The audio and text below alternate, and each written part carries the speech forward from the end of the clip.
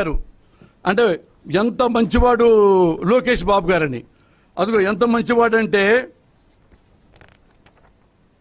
ఇద్దరు foreigners already తాగేశారు, బాబు గారు సగం దాగి వదిలిపెట్టారు. ఇట్లా లోకేష్ బాబు గారు. మరి దీని మీద నాకెంత పరువు నష్టం దావా వేస్తాడేమో. ఇట్లా బాబు గారు, ఇది బాబు గారి ఒరిజినల్ క్యారెక్టర్.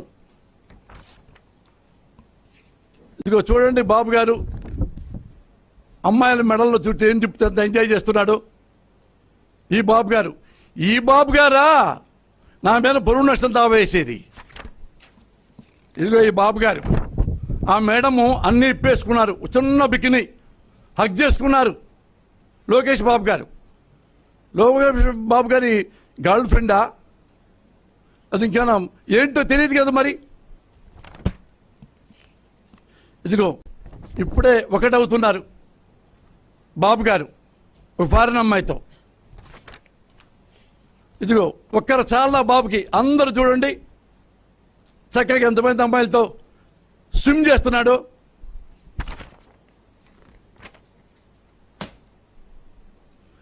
ఇది లోకేష్ బాబు నిజస్వరూపం.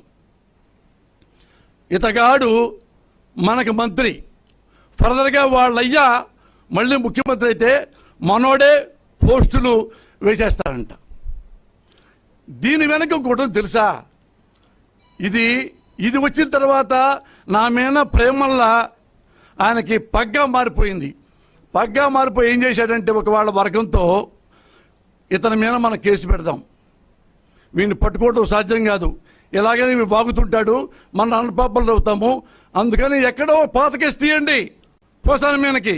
ఇప్పుడు అది వచ్చింది. ఏందొచ్చింది? కంతేరు దగ్గర ఈ బాబు గారికి 14 ఎకరాలు ఉంది అని ఎప్పుడో అన్నానంట. లేదు, ఎట్లా అబద్ధం చెప్తాడు అని లాయర్ గారు కూడా పాపం ఎంత సిన్సియర్గా చెప్పారంటే, పరువు నష్టం దావా ఇన్ని కోట్లు కూడా అవ్వచ్చు, మళ్ళా ఇంకా ఇది 2 సంవత్సరాలు కూడా జైలు శిక్ష పడవచ్చు. ఏది ఇక్కడ ఉందయ్యా, ఇక్కడ కొనుక్కున్నాడు పవన్ మరి ఇతను లోకేష్ బాబు అంటే. ఏమండి, ఇప్పుడు లోకేష్ బాబు వేరు, నారా భువనేశ్వరి వేరు, బ్రహ్మిణి వేరు, చంద్రబాబు వేరా? వీళ్ళంతా కుటుంబ సభ్యులు గారా?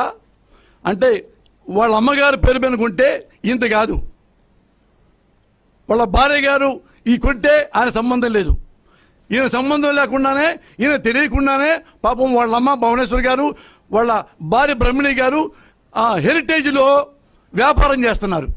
ఇద్దరు డైరెక్టర్లు, వాళ్ళ అమ్మ డైరెక్టరు, శ్రీమతి డైరెక్టరే. చంద్రబాబు ఏంటో మీకు తెలుసు, ఒకటే గుర్తుపెట్టుకోండి. అల్ ఖైదా అంటే ఎవరు గుర్తొస్తారు మనకి? Bin Laden. హెరిటేజ్ అంటే ఎవరు గుర్తొస్తారు? చంద్రబాబేగా. మనోడు చంద్రబాబు కొడుకు కాదా? వాళ్ళ అయ్య సొమ్ము వీడిది కాదా? వాళ్ళ అమ్మ సొమ్ము వీడిది కాదా? వాళ్ళ భార్య సొమ్ము వీడిది కాదా? కుటుంబ సభ్యులు కొనుక్కున్నారు అక్కడ హెరిటేజ్. ఇదిగో ఇవన్నీ మీకేది ఇచ్చాను నాన్న, ఇందులో ఉంది. హెరిటేజీ తీసుకున్నారు. ఇక్కడ ఇదే ఏరియా కొన్నవాళ్ళు, అమ్మిన వాళ్ళు మొత్తం ఉంది. ఇందులో మా నాన్నతో నా సంబంధం ఏంటి? చంద్రబాబుతో నాకేం సంబంధం? మా అమ్మతో నాకేం సంబంధం? నా పిల్లలతో నాకేం సంబంధం లేదు. నా పేరు లేదు కాబట్టి వీడిని జైల్లో పెట్టండి, పోతానికి ఇష్టపడలేదు. ఇప్పుడు నేను చచ్చిపోయాను అనుకోండి సార్, ఆస్తులు మా అబ్బాయి ఏమంటాడు? మా నాన్న సంపాదించుకుని నేను వదిలేసి వెళ్ళిపోతాడా? నా తర్వాత నా కొడుకేకి వారసుడు. హెరిటేజ్లో సంపాదించావు, నీ కొడుకేకి వారసుడు, మీ కుటుంబ సభ్యులేగా. అంటే నీకు తెలియకుండా ఇక్కడ మీ అమ్మగారి స్థలం కొందా? Is it possible? నీకు తెలియకుండా మీ భార్య హెరిటేజ్లో ఒక డైరెక్టర్ అయిపోయిందా? Is it possible? ఇవేమి కాదు. చెప్పాక లాస్ట్ ఒక క్లైమాక్స్ చెప్తా మీకు ఒకటి, బిఫోర్ క్లైమాక్స్. ఇలాగా వీడన్నీ బయట పెడుతున్నాడు కాబట్టి వీడిని ఇట్ట వదలకూడదు. పోసాన్ అనే వాడిని మర్డర్ చేయాలి, వాడిని ఎలిమినేట్ చేయాలి. ఎలాగైతే పొంగనూరులో చంద్రబాబు గారు పోలీసులు కూడా అటెండ్ మర్డర్ లాగా కాళ్ళు బాగొట్టి చేశారు, అట్లా పోసాని గారిని కూడా అలా చేస్తారు.